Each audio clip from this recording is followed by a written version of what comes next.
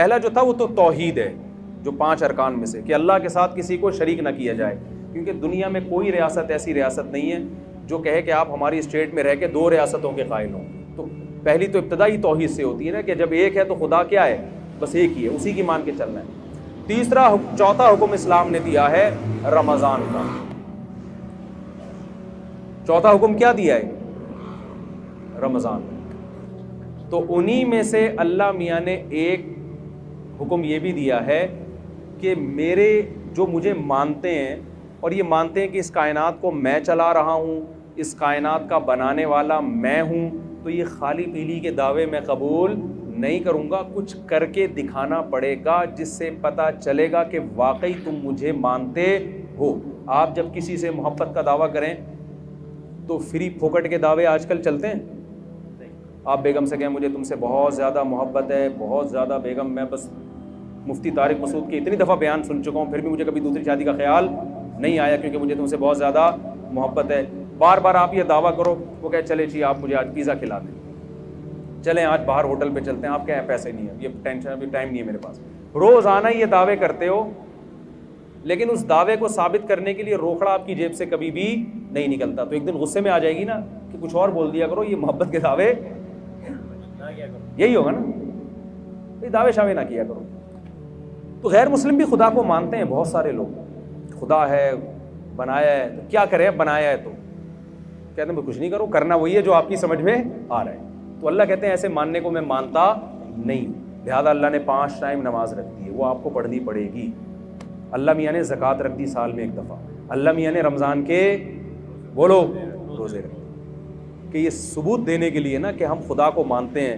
آپ کو 1 مہینہ صبح صادق سے لے کے غروب آفتاب تک بھوکا پیاسا رہنا پڑے گا. اس میں یہ چھوٹ رکھ دی کہ بیمار اور مسافر اس سے کیا ہیں، مستثنی. یہ بھی نیچرل ہے، ورنہ بیماروں کے لیے کتنا بڑا عذاب بن جاتا ہے رمضان کا روزہ، کتنی بڑی ٹینشن بن جاتی ہے.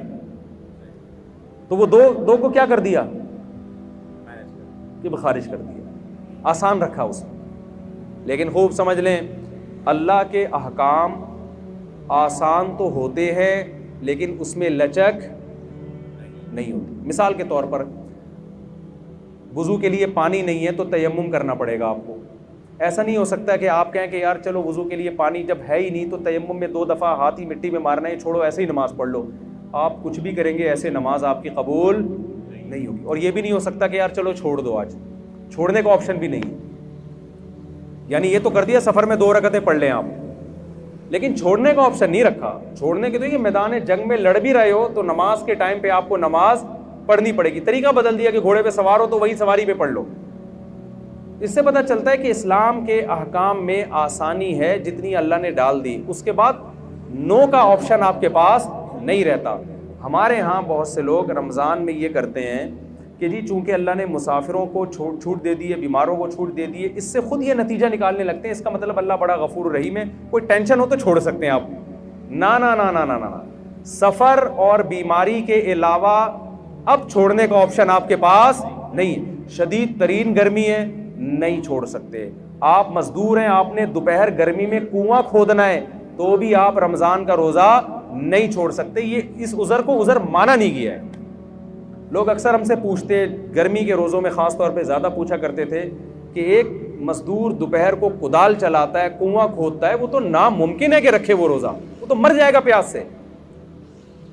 میں اس سے کہتا تھا بھائی یہ چونکہ میرا مذہب میں بنائے با دین تو ہے نہیں، ہوتا تو اسمبلیوں میں تو قانون ہو جاتا ہے نا کہ یار یہ تھوڑی پبلک کو ٹینشن ہو رہی ہے.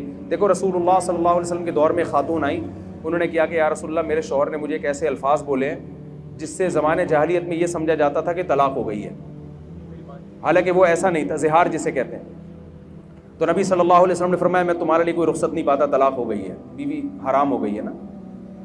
تو وہ عورت اللہ سے دعائیں مانگتی رہی، دعائیں مانگتی رہی، دعائیں مانگتی رہی. آسمان سے وحی نازل ہوئی کہ ان الفاظ سے طلاق نہیں ہوتی بلکہ کفارہ دینے سے کفارہ دے دیں گے تو نکاح ان کا باقی ہے. اس سے ہمیں کیا پتہ چلتا ہے کہ رسول اللہ صلی اللہ علیہ وسلم نے اس خاتون کو یہ نہیں کہا میں مشورہ کر کے قانون چینج کر دیتا ہوں، تمہاری ٹینشن مجھ سے دیکھی نہیں جا رہی تو میں صحابہ کو بلاتا ہوں، ایسا کرتے ہیں ہم کچھ اس پہ غور و فکر کر کے سوسائٹی کے حساب سے اس کو ذرا طلاق کے احکام میں کچھ چینجنگ لے آتے ہیں. نا نا نا نا، اللہ میاں نہیں چینج کر دیا تو ہو گیا، خود سے نہیں ہوتا. تو خوب سمجھ لیں مفتی کا کام لوگوں کو اللہ کا قانون بتانا ہے، سوسائٹی کے حساب سے چینج کر کے اس کو ایسا بنا دینا کہ اس میں سوسائٹی اس کو قبول کر لے. یہ مولانا صاحب کے بولے نا یہ نہیں، بس میں نہیں. لوگ ہم سے پوچھتے ہیں نا 3 طلاقیں دے کے بہت پوچھ رہے تھے، کوئی گنجائش نہیں. کہتے بھائی ہمیں تو، وہ رو رہے ہوتے ہیں، بلک رہے ہوتے ہیں، بھائی ہمارا تو ہم تو پیغام پہنچا دیں گے، اللہ میاں نے جب آپشن رکھا ہی نہیں ہے تو ہم کیا کریں. آپ ابھی اللہ میاں سے جا کے لڑ لینا قیامت کے دن. تو یہاں بھی یہی مسئلہ ہے کہ اسلام نے نا روزہ چھوڑنے کا آپشن بیمار اور مریض کے علاوہ کسی کے لیے نہیں رکھا. اب لوگ کہہ رہے ہوتے ہیں مزدور بیچارہ کیا کرے، تو ہم اس سے کہتے ہیں کہ دیکھو ہمیں اسلامی قانون میں یہ ملتا ہے کہ مزدور اگر صحت مند ہے، سفر میں نہیں ہے، تو ملازمت تو سب کی الگ الگ ٹائپ کی ہوتی ہے نا. کوئی ایئر کنڈیشن میں بیٹھ کے جاب کرے گا، کوئی جناب گڑھا کھودے گا. تو اب ایسا کوئی اسلام نے معیار نہیں رکھا کہ جس کو 1 گھنٹہ مزدوری کرنی ہے تو وہ روزہ چھوڑ سکتا ہے، جس کو 2 گھنٹے کرنی ہے یا آدھے گھنٹے کرنی ہے وہ نہیں. یہ ایسا نہیں، کچھ نہیں ہے، سب کے لیے برابر ہے. ہاں یہ ضرور ہے کہ روزہ وہ رکھے، اور اگر حالت غیر ہو جائے روزہ رکھ کے، ناقابل برداشت حالت ہو جائے تو پھر توڑنے کی اجازت ہے. بیمار ہونے کا خطرہ ہو، کیونکہ جیسے بیمار کو روزہ چھوڑنے کی اجازت ہے، ایسے ہی بیماری کے خوف میں آپ کو روزہ توڑنے کی بھی بولے نا بھائی اجازت. جیسے شوگر کے پیشنٹ نے روزہ رکھ لیا، بعد میں دیکھا شوگر بہت ڈاؤن ہو رہی ہے، حالت خراب ہو رہی ہے، تو روزہ وہ توڑ سکتا ہے. تو اب یہ شوگر کے ساتھ خاص نہیں ہے. مزدور کو اگر یہ خطرہ ہو گیا کہ مجھے پیاس اور اتنی زیادہ لگ رہی ہے کہ میں نے اگر روزہ نہیں توڑا تو میں بے ہوش ہو جاؤں گا یا خدا نخواستہ مر جاؤں گا یا میرے شوگر لیول ڈاؤن ہوگا جس سے کوئی بھی بیماری ہونے کا خطرہ ہے، تو جب اس کا یہ خیال اور غالب گمان ہو کہ ایسا ہو جائے گا تو ایسی کنڈیشن میں اسلام اس کو روزہ توڑنے کی اجازت دیتا ہے. تو علماء کہتے ہیں جو کوئلے کی کان میں کام کرتے ہیں نا، روزانہ روزہ رکھیں گے اور روزانہ حالت غیر ہونے پر روزہ توڑیں گے، کیونکہ چھوڑنے کی دلیل نہیں ہے، توڑنے کی ہے. بہت مشکل ہے بات سمجھانا، میرا خیال نہیں آ رہی سمجھ. ہمارے غامدی صاحب نے تو فتویٰ دے دیا کہ کل آپ کا پیپر ہے تو بھی آپ روزہ چھوڑ سکتے ہیں. تو میں مقصد غامدی صاحب پہ رد کرنا نہیں ہے، مقصد یہ کہ اس قسم کے بھی اسکالرز مارکیٹ میں آ رہے ہیں. تو یہ قانون کو آپ اسلام کے چینج نہیں کر سکتے، جیسا ہے ویسا ہی رہنے دینا پڑے گا آپ کو.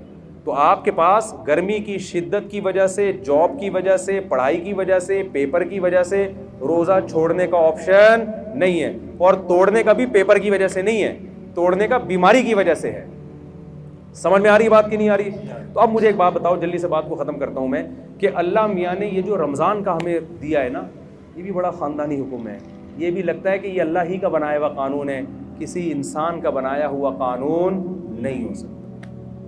ایک دور تک ہم سنتے رہے، میں بچپن میں ڈاکٹروں سے سنا کرتا تھا کہ ہمیں ہر تھوڑی دیر میں نہ کچھ کھانا چاہیے، ایک دم پیٹ بھر کے نہیں کھانا چاہیے. مجھے شروع سے یہ بات میری کھوپڑی میں نہیں آتی تھی، یہ نیچر کے خلاف ہے. ایک ڈاکٹر صاحب کے پاس گئے، میرا پیٹ خراب ہے. انہوں نے کہا، ڈاکٹر صاحب نے کہا کہ دیکھیں تھوڑا سا کھائیں 2 ہونے والے، پھر آدھے گھنٹے بعد پھر تھوڑا سا کھائیں 2 یا 3 جتنے افورڈ کر سکیں، پھر تھوڑا کھائیں. میں نے کہا ڈاکٹر صاحب ہماری بکری کو تو میں نے اس اسٹائل میں دیکھا ہے، کبھی کسی انسان کو میں نے اس طرح کھاتا ہوا نہیں. اگر یہ نیچرل ہوتا تو سب سے پہلے محمد صلی اللہ علیہ وسلم کا طریقہ ہوتا، جو اللہ کے پیغمبر تھے. آپ کا کوئی کام نیچر کے خلاف نہیں تھا. وہاں تو 2 کھانے ملتے، ناشتہ بھی نہیں ملتا ہمیں. بکرۃ و عشیہ، آپ صلی اللہ علیہ وسلم دوپہر سے پہلے کھایا کرتے تھے صحابہ کے دور میں، اور مغرب کے بعد کھایا کرتے تھے. یہ 2 ٹائم تھے کھانے کے. ناشتے کا لفظ عربی ڈکشنری میں آپ کو نہیں ملے گا، حالانکہ عربی بڑی فصیح اور بلیغ زبان ہے. فطور جو آج عربی میں ہے یہ جدید عربی میں ہے، فطور ناشتے کو کہتے ہیں. قدیم عربی میں ناشتے کا لفظ بولیں نہیں. بلکہ میں اور آپ کی جنرل نالج کے لیے ایک بات بتاؤں، انگریز کے بر صغیر میں آنے سے پہلے آپ کو اپنے باپ دادا کی ڈکشنری میں بھی ناشتے کا لفظ نہیں ملے گا. یہ انگریزوں نے ناشتہ متعارف کروایا ہے. سمجھ میں آ رہی ہے بات کہ نہیں آ رہی؟ تو یہ تھا ہی نہیں، یہ مسلمانوں میں آیا گوروں کے آنے کے بعد ہے. چائے بھی، سگریٹ بھی، گٹکے بھی، پان بھی، یہ ساری چیزیں یہ انگریزوں کے آنے کے بعد آئی ہیں. ورنہ مسلمان کلچر ان تمام چیزوں سے کیا تھا؟ پاک تھا. وہ جانتے ہی نہیں تھے یہ کیا ہوتا ہے. تو چائے پئیں نہ، میں بھی پیتا ہوں، میں یہ نہیں کہ چھوڑ دیں آپ، پئیں نہ پئیں وہ آپ کا ہیڈیک ہے. بتانے کا مقصد یہ کہ یہ ساری چیزیں یہ بعد میں آئی ہیں، یہ ہمارا کلچر نہیں ہے. تو ان میں ناشتہ بھی بعد میں آیا ہے. 2 ٹائم کا کھانا ہے. اب سنا ہے ڈاکٹر یہی کہہ رہے ہیں کہ 2 ٹائم کھایا کرو، تمیز کا کھانا یہی ہوتا ہے 2 ٹائم کا، واللہ عالم. یہ ڈاکٹروں کی فیلڈ ہے کہ ڈاکٹر صاحب سے ہی پوچھیں آپ. تو اب آپ کو پتہ ہے مسلم فاسٹنگ کے نام پہ ایک بڑی تحریک چل رہی ہے ڈاکٹروں کی طرف سے. 16 گھنٹے کی فاسٹنگ, خاص طور پر جن کے ویٹ زیادہ ہیں, زیادہ تر تو کے ویٹ کیا ہیں, زیادہ ہی ہے نا میرا خیال ہے. میں نے بہت کم لوگ دیکھیں کولیسٹرول کی کمی ہو جن میں, ایسے بہت دیکھیں. اچھا آپ جتنے لوگ مر رہے ہیں, مجھے ایک بات بتاؤ, کوئی ڈاکٹر صاحب بیٹھے ہیں تو ان سے پوچھیے گا کوئی ایک بندہ دکھائیں ہسپتال میں جو خوراک کی کمی سے مر رہا ہو. کوئی ہے ایسا بندہ؟ کتنی مہنگائی ہو جائے, کتنی غربت ہو جائے, ڈالر کتنا ہی اوپر چلا جائے, پھر بھی بھوک سے مرنے والوں کا ریشو ہمارے سوسائٹی میں کم ہے, کھا کے مرنے والوں کا ریشو بہت زیادہ. تو ہمیں جو حکم دیا ہے نا اس میں روحانی قوت بعد میں ہے, ہمارے جسم اور باڈی کا فائدہ پہلے. علماء ایک زبردست بات کہتے ہیں کہ مال کی زکوٰۃ پیسہ ہے, باڈی کی زکوٰۃ کیا ہے؟ بولیں روزہ. جیسے مال کی زکوٰۃ دینے سے حدیث میں آتا ہے کہ یہ میل کچیل ہے جو آپ کے مال سے نکل جاتا ہے, تو اسی طرح باڈی کی زکوٰۃ سے بھی آپ کی باڈی کا میل کچیل کیا ہوتا ہے؟ روزے کے ذریعے نکل جاتا ہے. یہ اللہ کی بہت بڑی ہم پر نعمت اور رحمت ہے. اور اس میں یہ تو جسمانی فائدہ ہے, روحانی فائدہ کیا ہے یہ بہت اہم ہے. قرآن کیا کہتا ہے؟ لعلکم تتقون, اے ایمان والوں تم پہ روزے فرض کیے گئے تاکہ تمہارے اندر تقوی پیدا ہو. تقوی عربی میں کہتے ہیں بچنے کو. دیکھیں آج کامیابی اسے سمجھا جاتا ہے کہ آپ کی ساری خواہشات پوری ہو جائیں. یہ بہت بڑی بھول ہے. جن لوگوں کی ساری خواہشات پوری ہوتی ہیں وہ ڈپریشن کے مریض بنتے ہیں اور بالآخر وہ خودکشی کی طرف ان کی طبیعت مائل ہوتی ہے. انسان کی باڈی کو اللہ نے ایسا بنایا ہے کہ ایک خواہش پوری ہوئی وہ 4 خواہشیں پیدا کر کے ختم ہوتی ہے. پھر وہ 4 خواہشیں پوری ہوئیں تو ایسا نہیں کہ اطمینان ہو جائے, وہ 4000 خواہشیں پیدا ہو چکی ہوتی ہیں. ما قضى احد منها لبانته ولن انتهى عرب الا الى عربی. شاعر کہتا ہے دنیا میں کسی کی ایک خواہش پیدا ہوتی ہے, ہزاروں انڈے بچے دے کے جاتی ہے وہ خواہش. تو پھر ایک اسٹیپ ایسا آتا ہے کہ آپ کی ایک خواہش بھی اگر پوری نہ ہو تو آپ اسٹریس اور ڈپریشن میں جانے لگتے ہو اور آپ کو خودکشی کے خیالات آنا شروع ہو جاتے ہیں. یورپ میں آپ جائیں, جس ملک میں سب سے کم ٹینشن ہے وہیں ٹینشن کا ریشو سب سے زیادہ ہے. نہیں یاری بات میرا خیال ہے. آپ کی ساری خواہشات اگر پوری ہو جائیں نا تو اس سے ٹینشن کبھی بھی ختم نہیں ہوتی. اس سے ٹینشن کیا ہوتی ہے؟ کیونکہ آپ میں مزید خواہشات جنم لیتی ہیں اور آپ کے اندر جو ریزسٹنٹ پاور ہے نا خواہشات پہ کنٹرول کرنے کی, اپنی منمانی زندگی کے خلاف چلنے کی, وہ صلاحیت آپ کے اندر ختم ہو جاتی ہے. روزہ آپ میں یہ کوالٹی پیدا کرتا ہے کہ آپ کی چاہتوں کے خلاف چلنے پر آپ کو مجبور کرتا ہے, جس سے آپ کے اندر اپنی خواہشات کو کنٹرول کرنے کی صلاحیت پیدا ہوتی ہے. کیونکہ انسان کی جو سب سے بڑی اور نیچرل خواہش ہے نا, جسے ہر شخص بلکہ ہر جانور بھی پورا کرنا چاہتا ہے, وہ ہے کھانا اور پینا. ہر چیز انسان سے برداشت ہوتی ہے, کھانے اور پینے کی چاہت پہ کنٹرول کرنا انسان سے برداشت نہیں ہوتا.